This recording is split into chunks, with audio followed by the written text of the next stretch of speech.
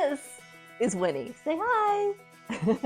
And this is a homemade peanut butter pumpkin dog treat. And Winnie loves these. She really wants it. She really wants it. But Winnie has learned that the way you get one of these homemade dog treats is by being very patient. Winnie, wait. Oh, yes. So what do you want? And what did you learn about how you get to that outcome?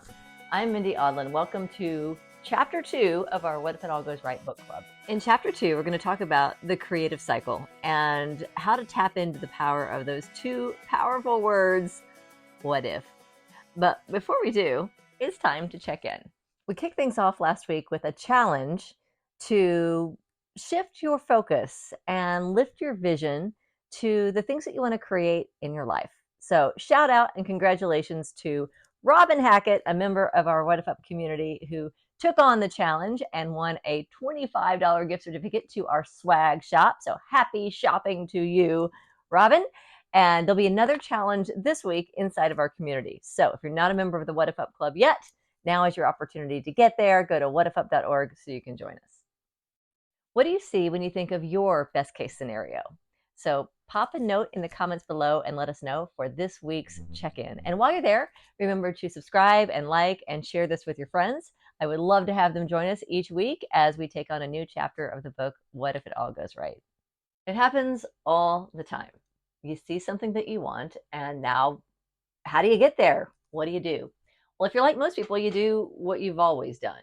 You do that thing that you learned to do when you were like 5 years old. In fact, the first 5 years of our lives, we are actually creating the blueprint for how we get the things that we want. That's when you learn how to get your needs met. That's when you learn how to solve problems. That's when you learn how to make someone smile or how to make someone laugh.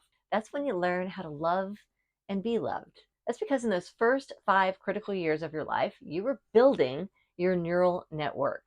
It was designed to help you survive and hopefully to thrive given whatever was happening around you. You were taking in like a sponge the program for how the world works and how you were supposed to show up in that world. And that becomes our neural blueprint that for most people, it guides us through the majority of our lives. Whenever we have to make a decision, whenever we have a relationship, whenever we have an opportunity, whenever there's a risk at hand, we tap into that old neural network, and that's what helps us know how to navigate through life. I call it the creative cycle. And it's sort of a simple way to think about how do you get from where you are to where you want to be. So whether you're talking about creating a relationship or a job opportunity or business, maybe it's just as simple as a cup of coffee. Whatever it is you want to create, it always begins with an idea, a possibility. It always begins with a thought. Now that thought is going to be tied to a feeling. And sometimes that feeling is a good feeling. It feels great to think that thought. And sometimes it doesn't. But whatever that feeling is, it's that feeling that's going to inspire us to take action or not, depending on what that feeling is.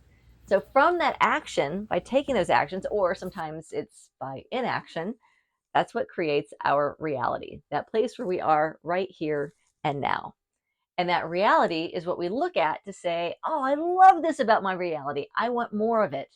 That's a thought. Or we look at our reality and we say, ooh, I don't like this about my reality. I wish it would change. That's a thought. So we look at the reality and it gives us clarity around what we want to create next. Those thoughts then have feelings attached to those. Those feelings lead us to action, and those actions lead us into that new reality. And so we move through that cycle over and over and over again. So most of the time we do it without even really thinking about it. And because of that, we tend to create the same things over and over again.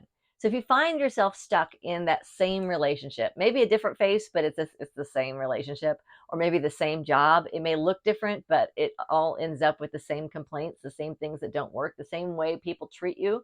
What that typically means is that there's some unconscious beliefs. There's some programming that you learned when you were really little that doesn't serve you now. The good news is you're never stuck. We're always creating. And it's just sometimes we're creating the same thing over and over and over again. If you want to create something different, you got to step outside that unconscious cycle and bring some intentionality to it. And that's where we bring in the power of these two magical little words, what if? So it begins by being aware of the fact that we do have thoughts, that have feelings, that lead us to actions, that create our reality. And then using the question, what if, to look at some of the thoughts and question them to see, is there another way that I could look at this? Is there another way I could think about this that might feel different, that might lead me to take different actions, that might lead me to a different reality? It all begins with the question, what if? What if is a portal to your imagination? What if is a portal to new possibilities? So this week, notice your thoughts, and then notice how those thoughts make you feel, and notice how those feelings inspire you to take action or not, and how those actions are creating serendipitous moments, opportunities, putting you in the right place at the right time. Notice how all of that traces back to the things that you're thinking. And then introduce the question, what if? What if you could look at this in a different way?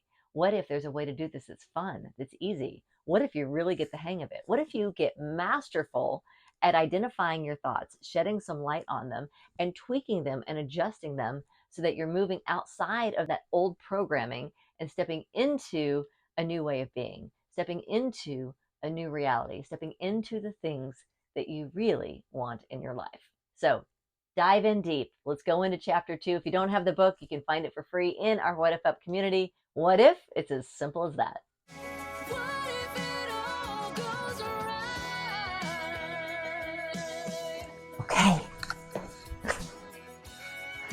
So close. I'm going. Okay.